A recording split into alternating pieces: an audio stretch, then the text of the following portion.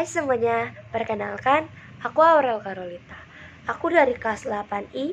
Hari ini, aku akan menjelaskan apa itu sistem ekresi pada tubuh kita. Sistem ekresi adalah sistem organ yang berfungsi untuk mengeluarkan zat sisa metabolisme yang ada pada tubuh kita. Organ-organ ekresi terbagi menjadi 4, yaitu ada ginjal, kulit, paru-paru, dan hati. Yang pertama ada ginjal. Kita memiliki sepasang ginjal yang ada pada rongga perut di bagian pinggang. Ginjal berfungsi untuk menyaring darah, menjaga tekanan osmosis darah, menjaga pH darah, dan menghasilkan urin. Ginjal memiliki bagian-bagian, yaitu ada korteks, medula atau yang bisa disebut sebagai sumsum ginjal, pelvis renalis untuk mengumpulkan urin lalu keluar melalui ginjal. Ada saluran yang disebut sebagai ureter. Di korteks terdapat jutaan unit penyaring atau yang bisa disebut sebagai nefron. Tahap-tahap pembentukan urin ada 3. Yang pertama ada filtrasi, penyaringan darah, protein dan sel darah yang tidak boleh keluar bersamaan dengan urin. Proses ini terjadi di glomerulus dan menghasilkan urin primer.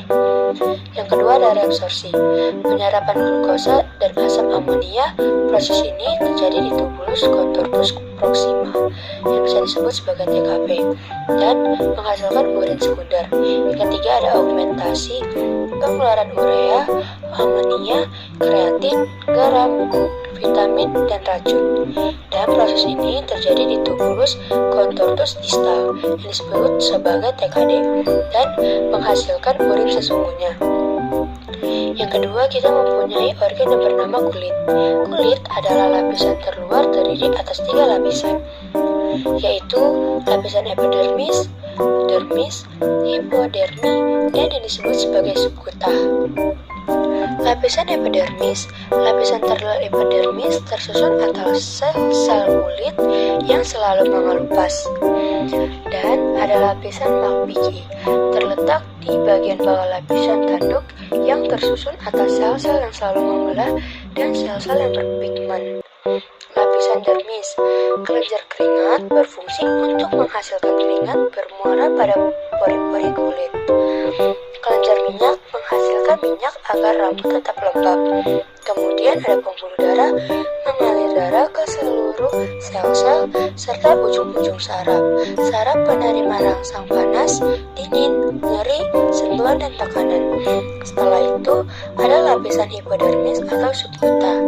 Terdapat jaringan atau bisa disebut sebagai adiposa yang memiliki fungsi menjaga tubuh tetap hangat dan cadangan makanan. Fungsi kulit dalam sistem ekresi adalah mengeluarkan keringat. Keringat disebut berisi garam, urea, dan air. Selain ekresi, pengeluaran keringat juga berfungsi untuk menjaga suhu tubuh. Jika suhu tubuh meningkat, pembuluh darah melebar. Panas dihantarkan ke kelenjar keringat, keringat keluar melalui pori-pori. Yang ketiga, kita mempunyai organ paru-paru. Paru-paru berfungsi untuk menghirup oksigen yang dibutuhkan untuk menghasilkan energi. Reaksi pembentukan energi disebut sebagai zat sisa, yaitu karbon dioksida dan uap air. Yang keempat, kita mempunyai organ hati.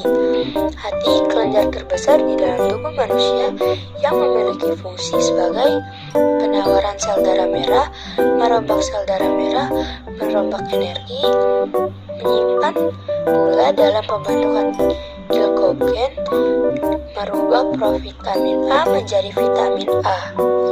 Sel darah merah yang sudah tua selama 120 hari yang akan diurai sehingga menghasilkan getah empedu.